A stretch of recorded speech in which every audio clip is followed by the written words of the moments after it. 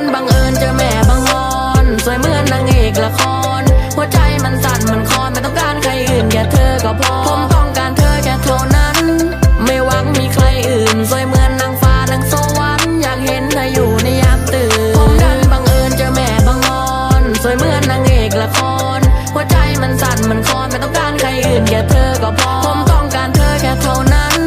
ไม่หวังมีใครอื่นสวยเหมือนนางฟ้านางสวรรค์อยากเห็นเธออยู่ในยามตื่นอยากมีเธอนอนหลับไหลข้างกายมีกันและกันในตอนตื่นคอยมีเธออยู่ข้างใจในเช้าทุกวันไม่คมคืนมีเธอกับฉันในทุกวันและในทุกวันคงสำคัญมีแค่เราเท่านั้นพอใครจะมายุ่งอย่าสนมันขอเพียงแค่เธอนั้นมีแค่ฉันส่วนฉันนั้นก็จะมีแค่เธอสัญญากันจะอยู่กับฉันมีแค่เราสองคนนะเพราะว่าเธอคือสิ่งเดียวที่มี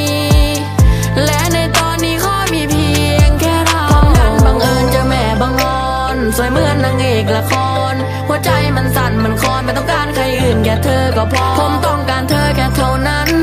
ไม่หวังมีใครอื่นสวยเหมือนนางฟ้านางสวรรค์อยากเห็นเธออยู่ในยามตื่นผมดันบังเอิญเจอแม่บางอ่อนสวยเหมือนนางเอกละครหัวใจมันสั่นมันคลอนไม่ต้องการใครอื่นแค่เธอก็พอผมต้องการเธอแค่เท่านั้นไม่หวังมีใครอื่นสวยเหมือนนางฟ้านางสวรรค์อยากเห็นเธออยู่ในยามตื่นเธอนอนหรือยังดึกแล้วเธอฟังเพลงไหมเธอลองให้ฟังอย่าลืมนะเธอคำสัญญายังรอที่เดิมต้องไล่นาแม่ดอกชะบาฉันไม่มีใครหรอกนะบางทีอาจมีเพ้อไปแต่ว่าฉันไม่ได้เจตนาฝากคำลงไปปากกา